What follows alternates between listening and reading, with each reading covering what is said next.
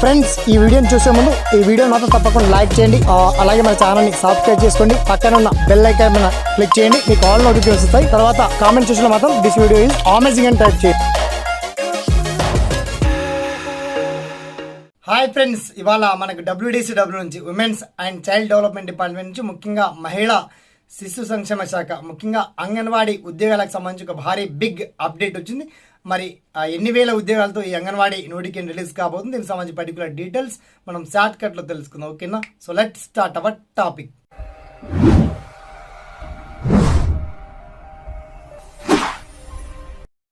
Friends, ఇప్పటికే already anganwadi ఉద్యోగాలకు సంబంధించిన నోటిఫికేషన్ రిలీజ్ కావాల్సి ఉంది. అయినా కొన్ని ఇతరత్ర అనివార్య కారణాల వల్ల కాస్త ఆలస్యం ఉంది. మరి మొత్తానికి తెలంగాణలో ఒకటి కాదు రెండు కాదు 14,000 ఉద్యోగాలతో నోటిఫికేషన్ రిలీజ్ కాబోతుంది. బట్ అందులో అన్ని పోస్టులకి నోటిఫికేషన్ ఇవ్వరండి. ఫ్రెష్గా కేవలం 9,600 పోస్టులకు మాత్రమే నోటిఫికేషన్ అప్కమింగ్ సూన్లో ఉంది. ఓకే, సో మొత్తానికి మిగతా పోస్టులు ఏమయ్యాయి సార్? 14,000 చెప్తున్నారు, మరి 9,600 ఎందుకంటే మిగతా పోస్టులు అంటే మినిమం అంటే మినీ అంగన్వాడీ టీచర్ ఉంటారు అనుకోండి, వాళ్ళకి అంగన్వాడీ టీచర్గా ప్రమోట్ చేస్తారు.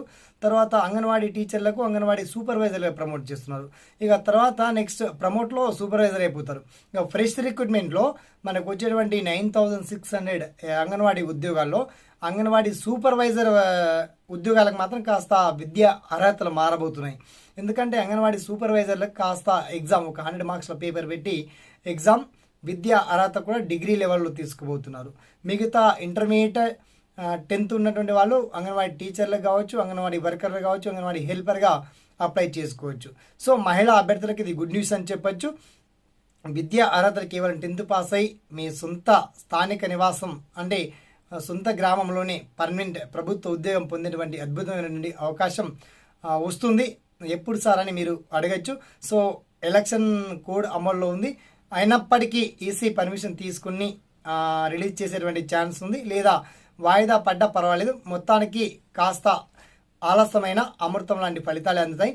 కాకపోతే 33 జిల్లాల వారీగా వేకెంట్ ఎక్కడెక్కడ ఉన్నాయి, ఏ జిల్లాలో ఎన్ని ఖాళీలు ఉన్నాయి, రిజర్వేషన్ల వారీగా వాటికి సంబంధించిన డీటెయిల్స్ అన్నీ మీకు వివరించానండి. అందుకే వన్స్ అంగన్వాడీ ఉద్యోగాలు అప్లై చేసుకోవాలంటే 1 వీక్ మాత్రమే టైం ఇస్తుంది ప్రభుత్వం. ఓకే, ఆ 1 వీక్ ఇచ్చినటువంటి టైంలో అది కూడా ఆఫ్లైన్లో అప్లై చేయాలి.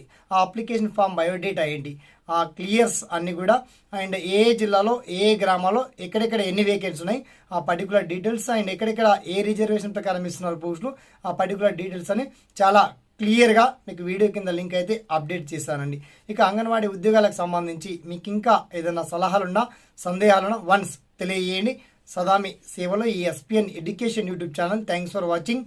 జై హింద్.